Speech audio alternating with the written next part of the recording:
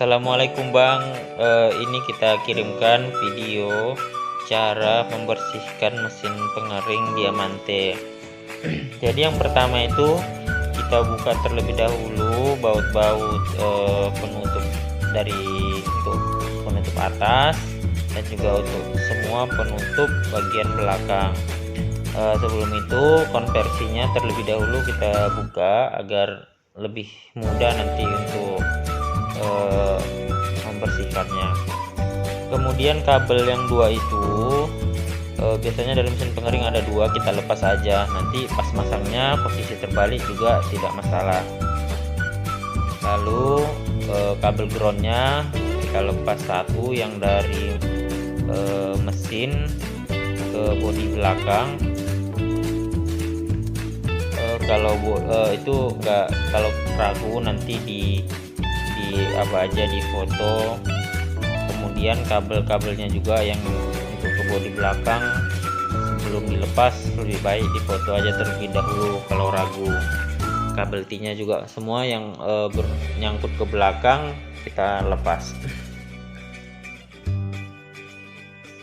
Kemudian kita buka semua baut-baut di belakang.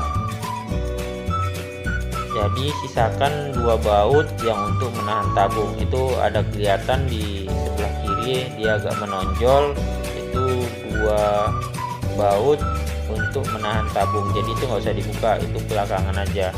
Jadi sekarang semua bautnya kita buka, jadi biar kita percepat aja biar videonya tidak terlalu lama.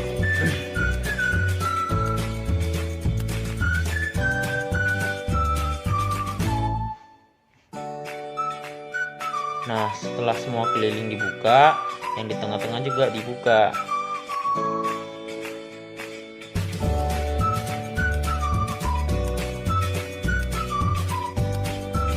Setelah semuanya terbuka, baru bodi belakang bisa kita lepas.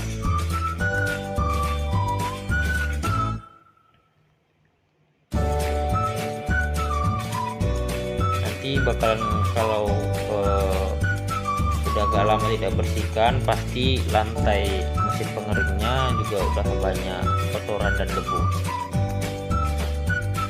Tapi sebab utama mesin pengering itu ribut bukan karena debu yang ada di luar, tapi yang ada di kipas.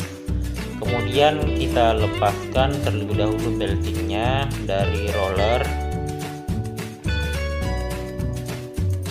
Kita tarik aja dia dari rollernya biar lepas. Nah, ini ada dua baut penyangga, kita lepaskan kiri dan kanan.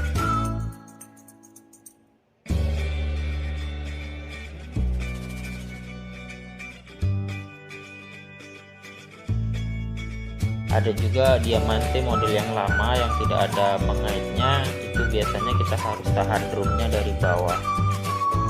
Rata-rata yang baru sekarang sudah ada penyangganya.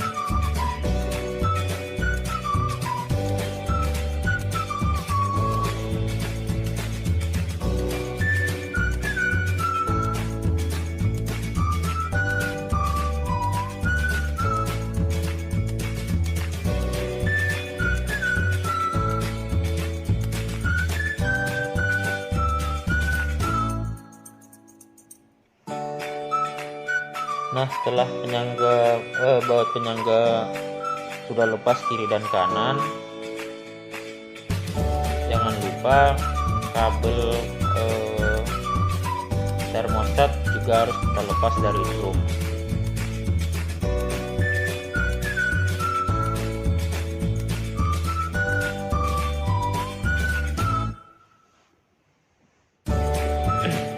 Lalu tabungnya kita angkat keluar.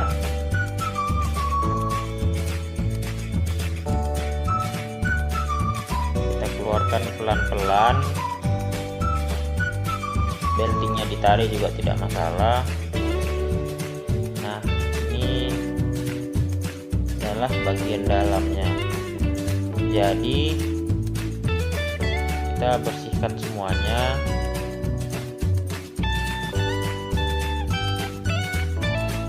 Terkhusus nanti di bagian dalam balik yang hitam ini nanti kita bisa lihat blowernya. Jadi kita bisa bersihkan, kalau ada vacuum cleaner lebih bagus, kalau tidak ada pakai kuas-kuas juga bisa.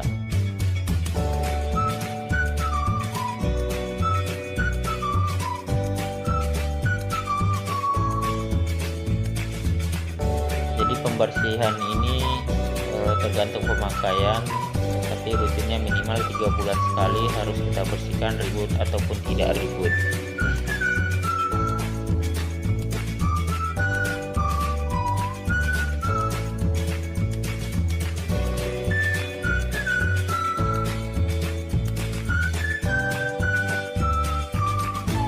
Kemudian setelah itu bautnya kita lepas. Ada juga model lama yang masih menggunakan ring clamp dan penutupnya itu karet, nggak plastik seperti yang sekarang.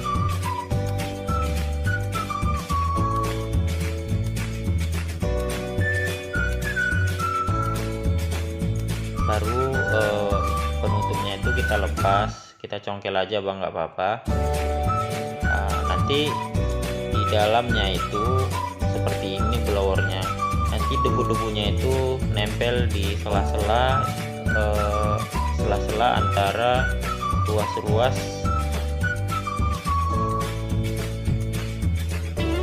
Nah kita lepas aja yang penutup warna hitamnya, lalu kita rasakan aja menggunakan tangan, itu biasanya kelihatan.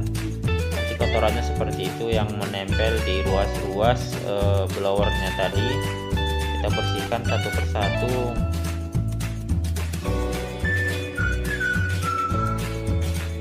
Kita bersihkan semuanya. Jadi yang membuat mesin bergetar dan ribut itu karena kotoran sisa dari mesin pengering itu menjadi keras di blowernya, sehingga mesinnya jadi bergetar.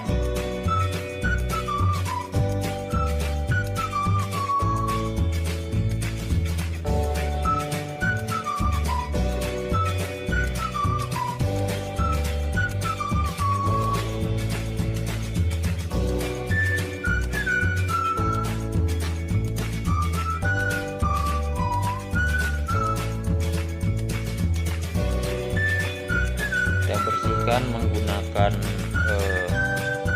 tangan sudah bisa, lalu kita tutup. Kalau untuk membersihkan yang lebih berat lagi kita bisa buka dinamo, tapi untuk perawatan rutin kita bersihkan melalui dari celah-celah lubang saja. Setelah itu kita pasang lagi, kita kunci.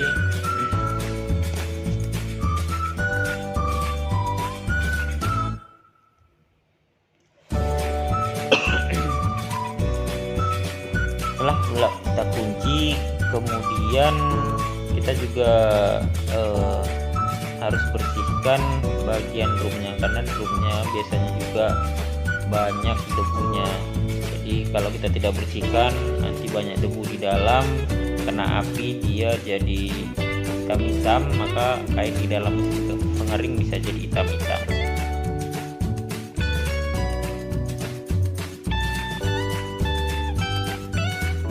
Tidak begitu kotor, tapi tetap kita bersihkan terlebih dahulu.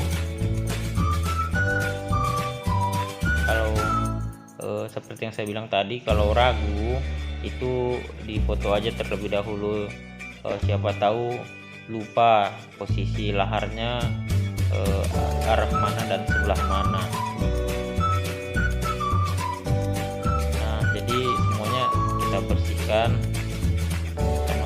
kembali, tidak begitu kotor, lalu kita kuas, atau kalau kita punya vakum kita bisa vakum.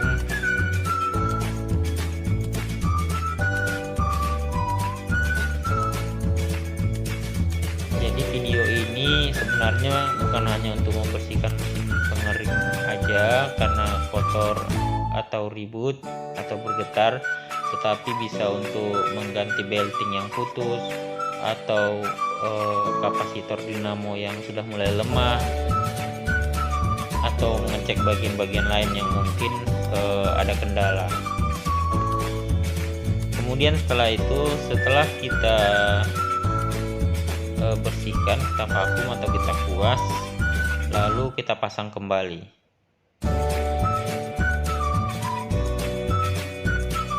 Kita masukkan kembali asnya, lalu ringnya, dan kemudian murnya. Kemudian kita kunci, jangan terlalu kuat, kira-kira mentoknya aja.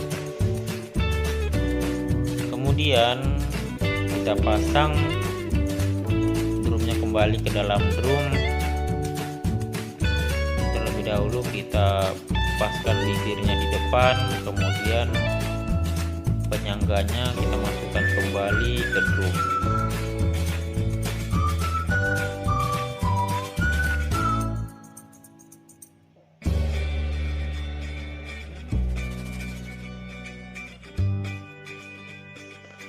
Kemudian baut penyangganya kita pasang lagi. Setelah kita pasang kiri kanan,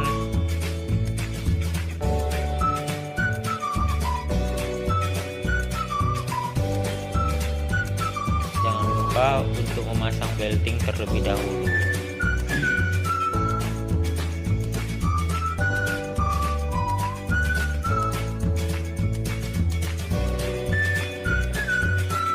Jadi pasang beltingnya itu, yang pertama kita masukkan beltingnya ke as dinamo, kemudian kita tarik roller kiri kanan dan kita paskan.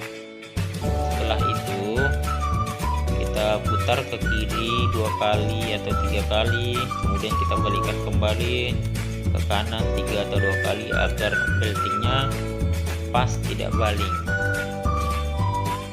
Kemudian kabel termostat untuk pemutus arus ketika suhu tinggi kita pasang kembali.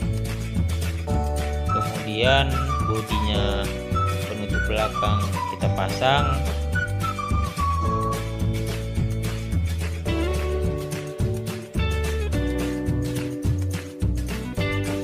Setelah kita pasang ke jangan lupa kita baut lagi. Kita baut atasnya terlebih dahulu. Setelah itu kita pasang kabel-kabel yang kita lepas di awal tadi. Kita pasang kabel ground,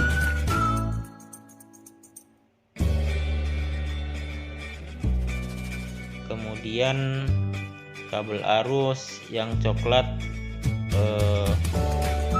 berpasangan dengan yang coklat, yang biru tua berpasangan dengan yang biru muda.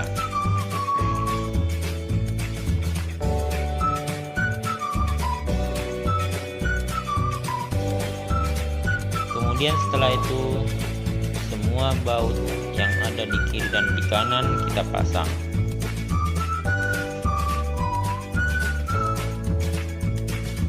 Tidak lupa juga kita bersihkan bagian konversinya, karena di konversinya juga biasanya banyak debu-debu yang menempel. Kemudian konversinya kita pasang kembali.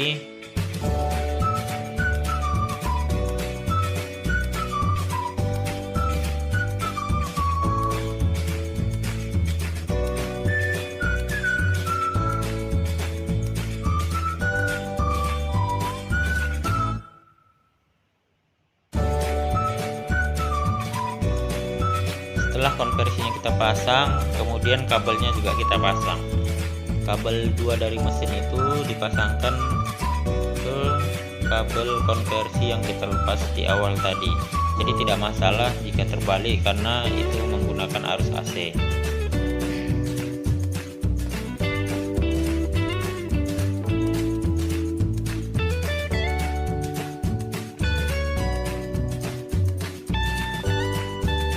Sambungkan kabelnya, lalu kita gunakan lakban listrik.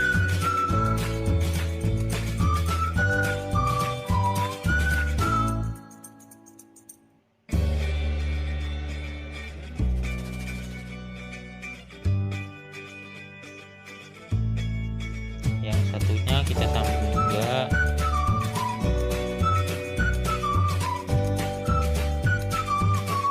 Kemudian setelah itu kita lakban kembali dengan lakban listrik.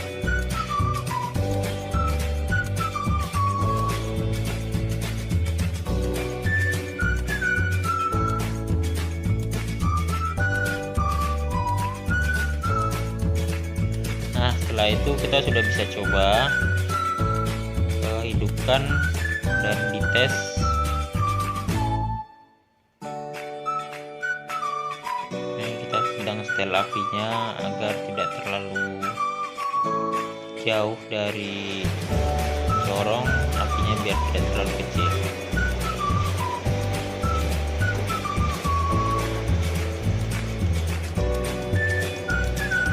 Setelah semua berjalan dengan normal, berfungsi dengan normal, maka kita tutup bagian bodi atasnya.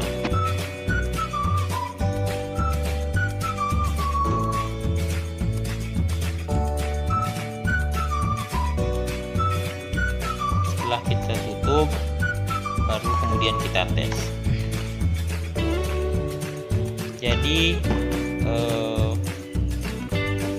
modelnya yang ada yang digital dan ada yang analog, tapi cara kerjanya sama. Itu yang membedakan hanya bagian modulnya aja. Bagian dalam dan isinya semuanya sama. Oke, terima kasih. Ini aja yang bisa saya sampaikan, Kak. Nanti kalau ada yang kurang paham, Kakak bisa hubungin atau tulis di kolom komentar. Terima kasih. Assalamualaikum.